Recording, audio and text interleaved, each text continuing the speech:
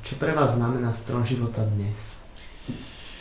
A tu sa musím zahambiť, lebo v istom momente som prestal sledovať Strom života, takže ja som sa až teraz dozvedel, že čo dnes robí Strom života. Neviem to nejak úplne presne.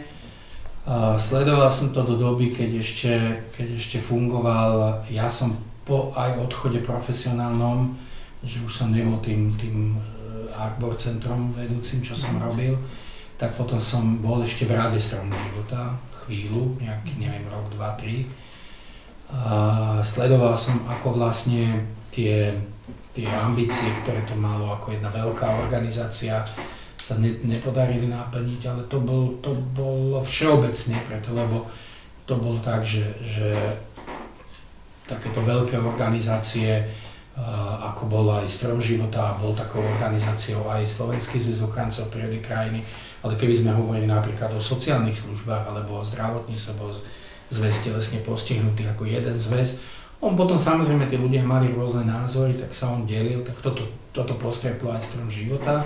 Vznikli veľmi silné organizácie fungujúce dodnes, vznikla Vidra, čo je vlastne čiernobalocká vidiecká rozvojová organizácia, v Banskej Štiavnici občianske združenie Kruh, ktoré vyrastlo. A to bolo vtedy, v tom čase Zelená linka v Púchove sa osamostatnila.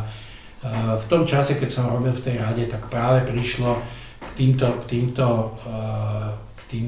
dejom. Ja zase musím povedať, že tak ako dneska niekto hovorí, že Československo sa rozdelilo novou cestou, že my sme sa nedelili ako Balkán, že všetko bolo proste spojené s nejakou takou bojovkou až vojnami, zabíjaniami, genocídami, tak ja musím povedať, že to by som zapísal do nejakej histórie Stromu života.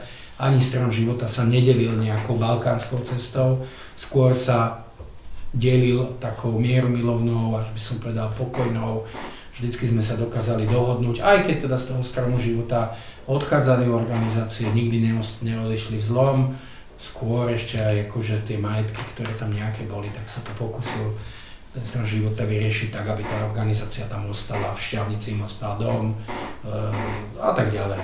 Že nikdy to nebolo nejaké krvavé, nikdy to nebolo, že zrušenie jedného na úkor druhého, takže tak. No a potom, keď som odišiel z tej rady, už teraz presne nepamätám, ako dlho som tam bol, tak nejak prišla taký závan nových ľudí. Viem, že tá súčasná moja kolegyňa Boska bola chvíľu riaditeľkou, ešte sme niečo spolupracovali, my sme potrebovali nejaké počítače do škôl rozmiestniť, takže sme ich poprosili, oni tam nám pomohli nájsť školy, do ktorých sme tie počítače potom dali, to boli stovky počítačov, čo sme to nám Orange daroval použité, ale ešte funkčné počítače, my sme stovky, a to v takom aute, oni nám vybrali, že kam to má ísť.